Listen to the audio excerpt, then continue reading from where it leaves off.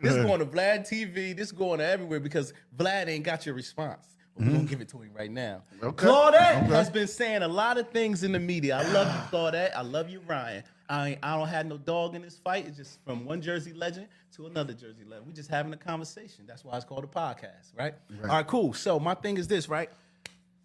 I've been studying Claudette because I knew I was getting ready to do this interview. She's the only one online talking. Ryan don't talk. It's like y'all niggas is ducking the feds or something. Y'all ain't doing no interviews or nothing. Bro. But Claudette talking to everybody. You feel me? And she's telling her version of what happened with City High and how they broke up. But she's also saying that the reason why she broke up with you is because you were very abusive, vulgarly to her. That's all and she said you've been an alcoholic since you were 15, 16 years old. She said that she witnessed you just spiraling out of control. It got very scary for her to be around you. So what do you say to those accusations, and are they real or that's just her perception? What I will say is she was somewhat correct. Okay. But if it was that bad, why was she still around all that time? Why? You know what I mean? Yeah. Why now when we're in the public spotlight? Right. That all of a sudden it's like I gotta put Robbie on blast. You know what I'm saying? This is stuff that we were dealing with. Because to me, yes, I did have a problem with alcoholism. Yeah. Yes, I was worried about myself. Right. But did you stick by my side? Yeah, you were still there, and by my side, you can't really. I mean, it was puppy love. But were you scary at times to her? Like, did you do the? Maybe once or twice, but I was portrayed as Ike Turner, and that is. I was a little scared too. I got a cop outside right now.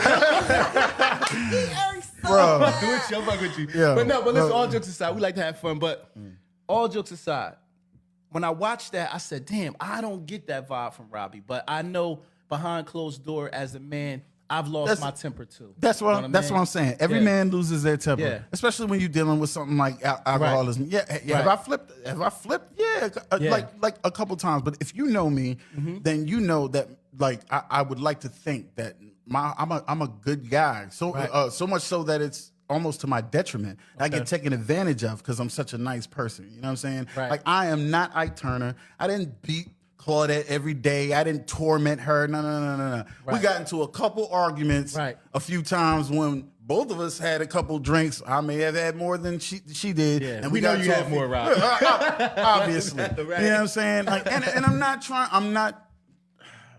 I'm not taking anything away from what Claudette went through. Who am I? Because I could tell my story. Because her truth is her truth. Truth is her truth. Right. And I'm not taking anything away from her truth. I know what my truth is in my mind. Right. And I didn't see it that way. I don't believe that's the way it happened. But there's always like 8 sides to a story. That's true. You know what I'm saying? And another question I want to ask is, she kind of said in a way too that, and these are things that I'm bringing up because I looked for your response. And if you had gave one, I would not ask the question. I would have got my answer. Right. But she says that you made it awkward to be in the group after a while, like because it was just that tension when you came around.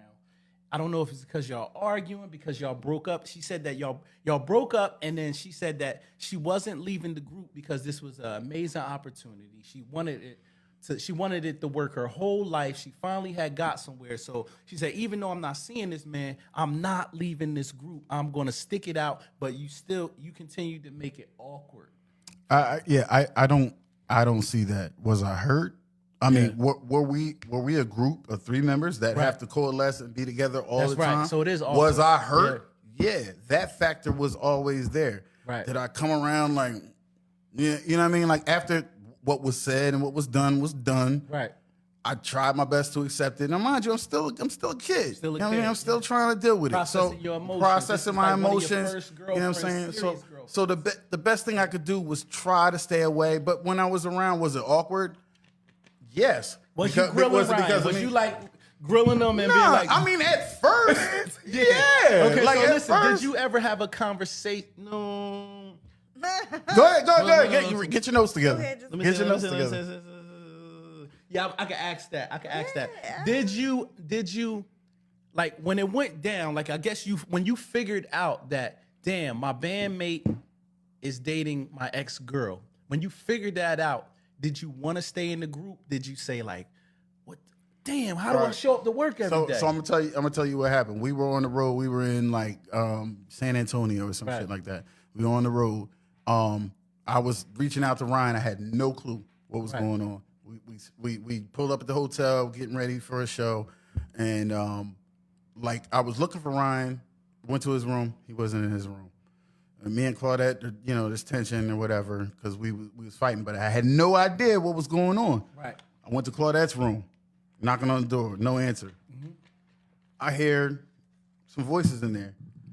I ended up kicking down the door. We had to pay for this door, for this Best Western and shit. I ended up kicking down the door. They in bed together.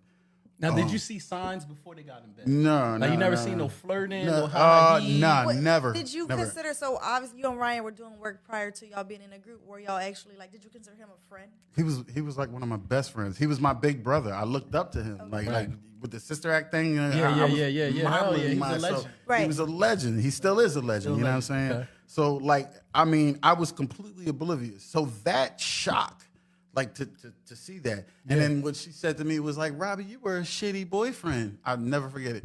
You were a shitty boyfriend. I'm standing in the middle of the room. While they're He's in bed. like, my nigga, well, he wasn't, you know, but they were in the room together. Yeah. It was obvious what was going on. Like, yo, I ran out. Don't remember too much after that because, So you was just hurt on both sides. On both sides. I was hurt from your idol, him. in a sense, here it is, the guy you watched on Sister Act. Right. And he's writing jams with you. Y'all breaking bread. Y'all traveling the world. Right. You find out on tour, whatever, you kick the door, you find out they're in bed together. And then in that moment, the only response that she had was you were a shitty boyfriend. So you basically but on her end too, she's a shitty girlfriend. Well, ex-girlfriend, because she would have never did nothing like that had she respected you as a person.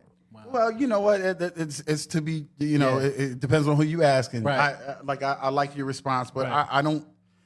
Oh God, we see. I don't want to kick nobody back in. We signing. Kicking no back in, but at the end of the day, and as a woman, she should have known. Like, that's your friend. She shouldn't have did that. Right. I would have never did. Okay, so here's another question, because we already on the Ryan and Claudette thing, and I know the fans want us to stay here because you've deprived them of your side of the story, and I think that you releasing a lot of this. Yo, my phone is blowing up right now. Hold on, let's talk to the streets. Listen, people want to know, once it got to the point, Rob, when you heard like they were with child now, this now the transition is, you know, here's my love that I bought into this game, you know, from Willenboro. You know, this beautiful woman is now getting ready to share a baby with a nigga that I idolize, for one. For two, now it's going to marriage and more kids. And I'm out the group. City High is done. I'm living my life. I'm spiraling out of control.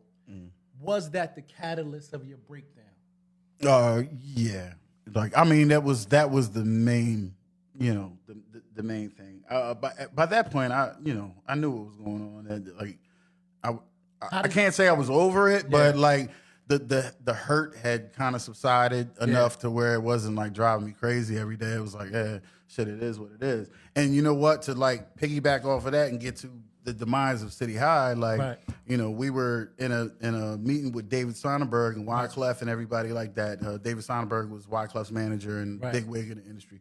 And they were like, listen, we know you guys hate each other.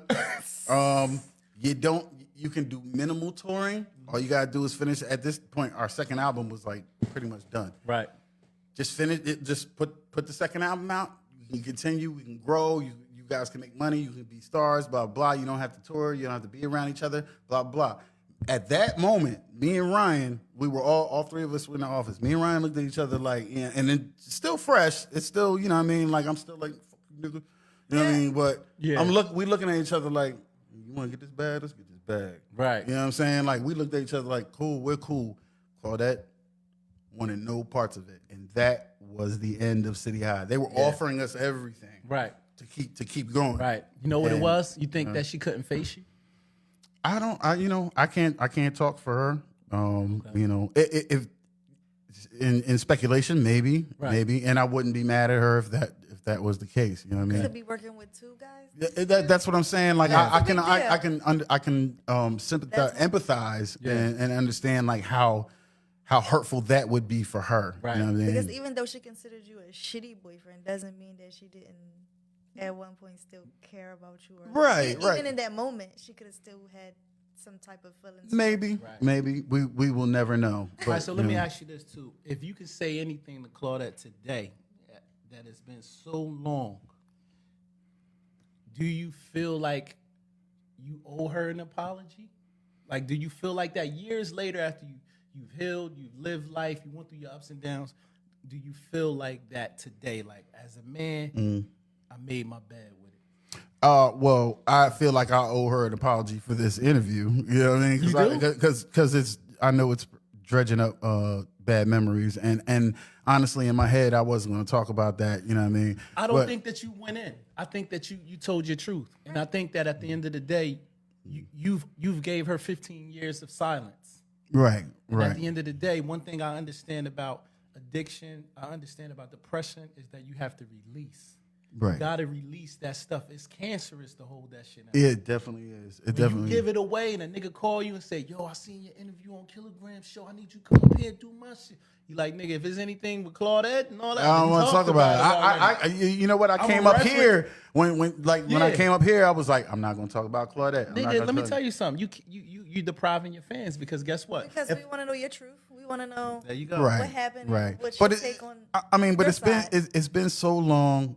You know what I mean? That woman ain't thinking about me, and I'm not thinking about her either. Right. The only reason why we're talking about it is because you asked me questions about. You know what I'm saying? So I don't want it to seem like I'm holding on to some old memories or the past or anything like that. I'm just these questions by us because at the end of the day, the fans got one narrative that's floating around for the last 15 years, and that's her side of the story. This is true. Everybody tell you it's two sides to the story, and then the police report. I'm screaming. I just made that up. So make sure anybody say that, then you got to call me. I just made it on the spot. Right.